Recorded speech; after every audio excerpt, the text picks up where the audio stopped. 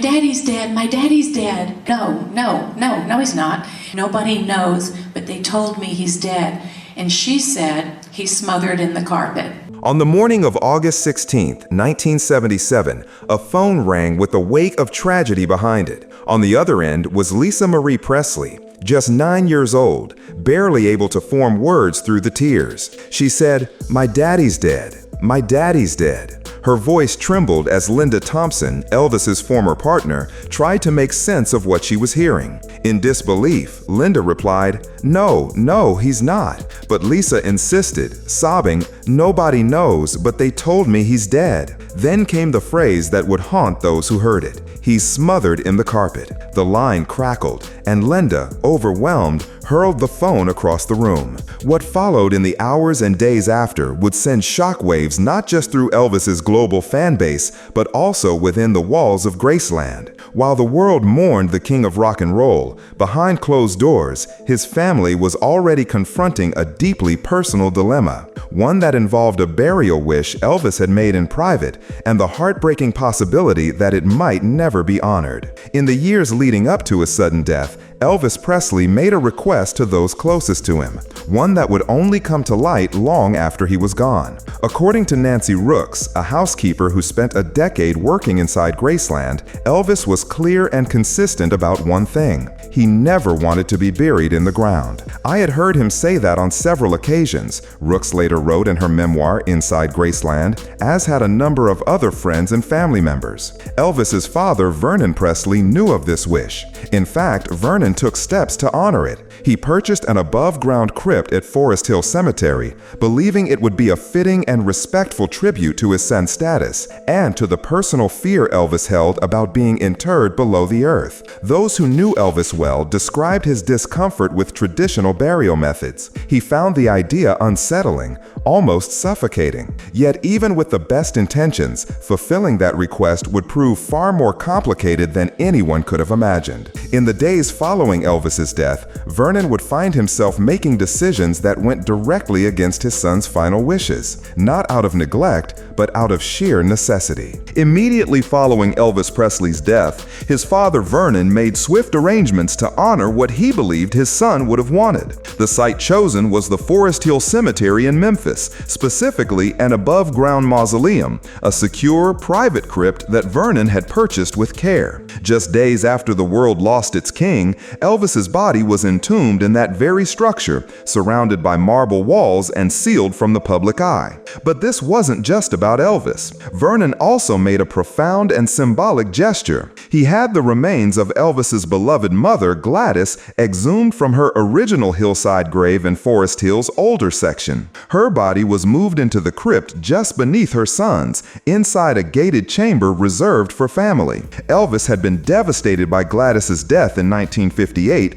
and had honored her with the statue of Jesus flanked by two angels. That tribute was relocated as well, placed solemnly beside their new resting place. At the time, the arrangement seemed final, quiet, secure, fitting for a man of Elvis Presley's stature. But only days later, an ominous threat would force Vernon to reconsider everything. The Presley family's plan for peace was about to unravel, and the crypt would no longer be enough to protect the legacy of the king. Just 11 days after Elvis Presley was laid to rest at Forest Hill Cemetery, a chilling revelation surfaced, one that shocked both law enforcement and the grieving Presley family. Memphis police received credible intelligence of a plot to steal Elvis's body. The scheme, according to reports at the time, involved a small group of men who planned to break into the crypt, remove the casket, and demand a ransom in exchange for its return. Authorities acted quickly. The possibility of such a brazen desecration of Elvis's resting place wasn't just unthinkable, it was entirely plausible, given his immense fame and the frenzy surrounding his death. The Presley family was devastated, but Vernon, ever the protector, made a bold decision.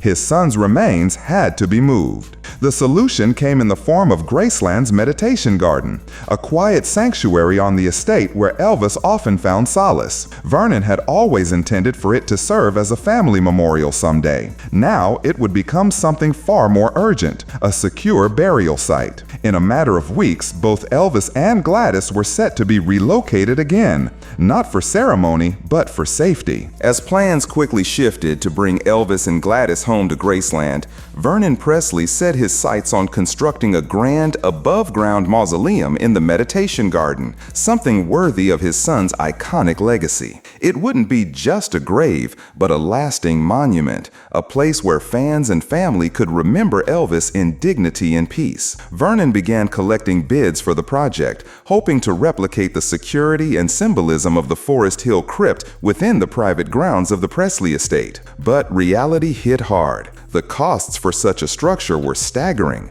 Graceland, despite its grandeur, was not flush with unlimited resources. The estate was tied up in probate, with mounting expenses and uncertain revenue streams. Vernon realized that building the mausoleum his son deserved was, for the moment, beyond reach. Nancy Rooks, who was by Vernon's side through the ordeal, later recalled his frustration. He knew that if a mausoleum was to be built, she wrote, it would have to be fairly grand, considering the status of Elvis Presley. And without the budget to do it right, Vernon faced a painful decision. Elvis, the man who feared being buried underground, would now have to be laid to rest in the earth he never wanted to touch. Security, too, became a deciding factor. Vernon understood that a traditional burial, though emotionally difficult, would be far harder to breach than a private crypt, and so, reluctantly and with visible sorrow, he prepared to place his only son into the ground at Graceland, something he once promised Elvis he would never do. On Sunday, October 2nd, 1977,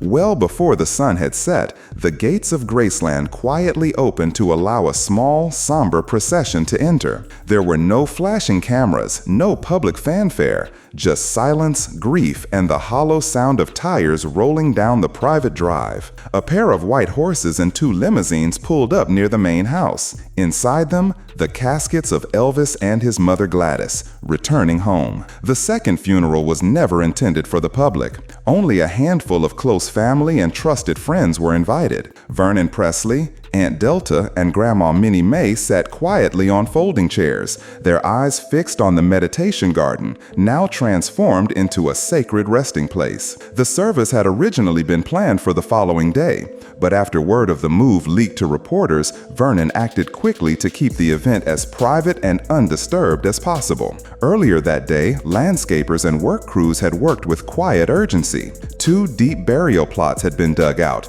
electrical lines were rerouted, soil was leveled, and space was cleared not just for Elvis and Gladys, but for the future. Vernon had always envisioned this spot becoming the final sanctuary for his family. And now, with heartbreak in his eyes, he watched as that vision became reality. Nancy Rooks remembered standing near the open vaults before the service began. "I cannot explain what an eerie feeling it was," she wrote, staring into that open vault knowing that was where Elvis was soon to be placed. The ceremony itself was brief, almost startling in its simplicity. No long speeches, no public tributes, just a quiet goodbye from a father who had already endured too much. As the final shovelfuls of earth were laid atop the caskets of Elvis and Gladys Presley, Vernon Presley knew the meditation garden was no longer just a quiet corner of the Graceland estate. It had become sacred ground. But this transformation wasn't sudden. It was part of a long-held plan Vernon had quietly nurtured,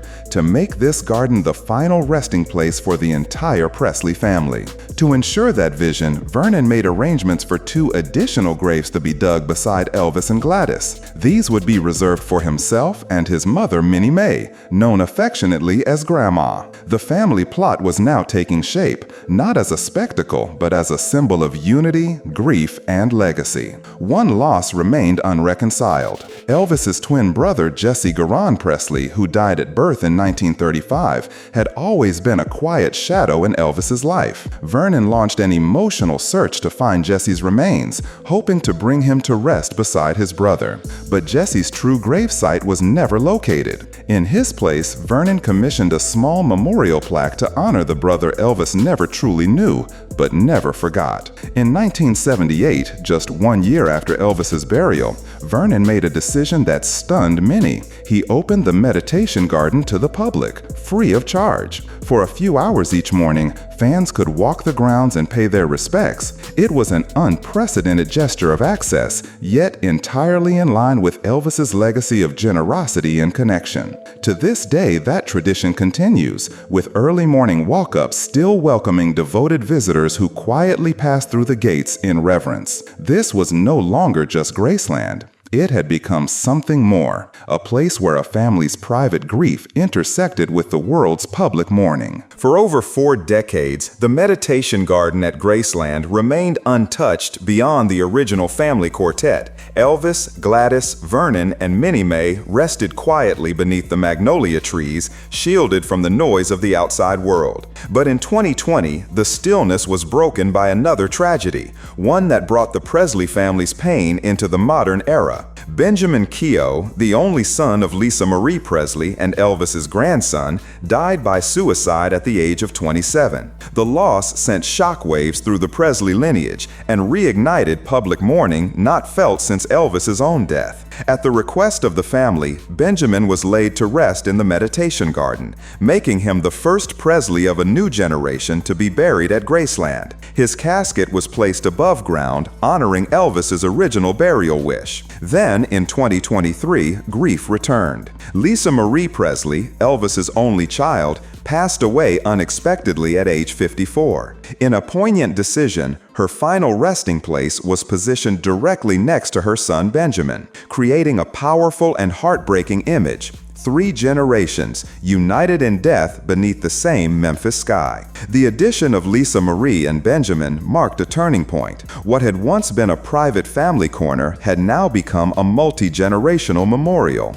The garden was no longer a static tribute to the past. It had evolved into a living legacy, a place of both remembrance and renewal, where the Presley story continues to unfold with each generation. In the months following Lisa Marie Presley's death, a new chapter quietly emerged, one involving a figure whose relationship to Elvis has always invited both admiration and debate. Priscilla Presley. Though she and Elvis divorced in 1973, Priscilla remained deeply involved in preserving his legacy, co-founding Elvis Presley Enterprises and helping transform Graceland into a global landmark. But in early 2023, she made a personal request that stirred controversy. She wanted to be buried at Graceland. The request wasn't made publicly, but it was later confirmed as part of a legal settlement with her granddaughter, Riley Keough, now the sole trustee of the Graceland estate. According to documents finalized on August 4, 2023,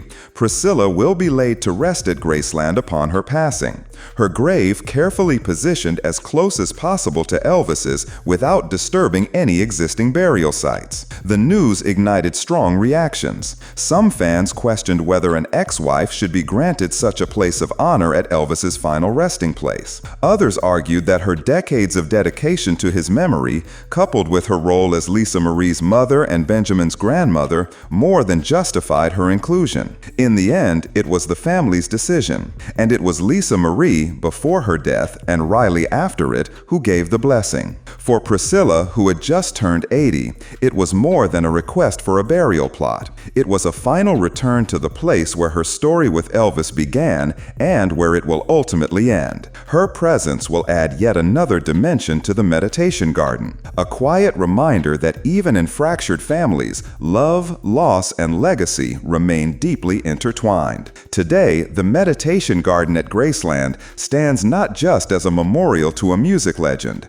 but as a sacred chronicle of a family's triumphs, heartbreaks, and unbreakable bonds. Beneath the shaded canopy and carefully tended flowers lie stories of love, loyalty, and longing, told not in words, but in the silence between each engraved name. Elvis Presley rests there, not as an untouchable icon, but as a son, a father, a brother, and a man who once feared the very ground that now holds him. His mother, his father, his grandmother, they all followed him there.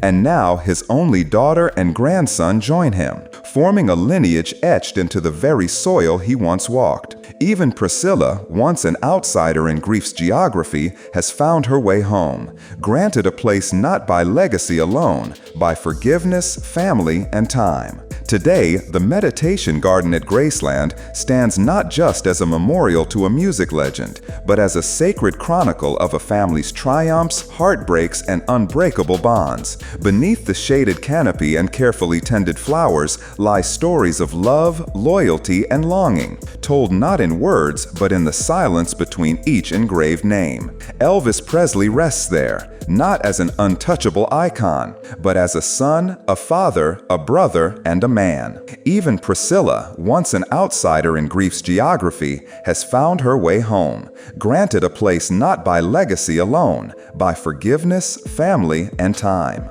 This garden, once intended as a private space for reflection, has grown into something larger, a living testament to how loss reshapes us and how remembrance keeps us rooted. Every morning, visitors pass quietly through its gates, drawn not just by celebrity, but by something more universal, the yearning to feel close to someone they've lost. In the end, Elvis Presley's final wish may not have been fulfilled exactly as he envisioned, but the story of his resting place is no less profound. Graceland has become more than a mansion or a museum. It is now a sanctuary, a resting place not just for a king, but for a family whose saga continues to move the world.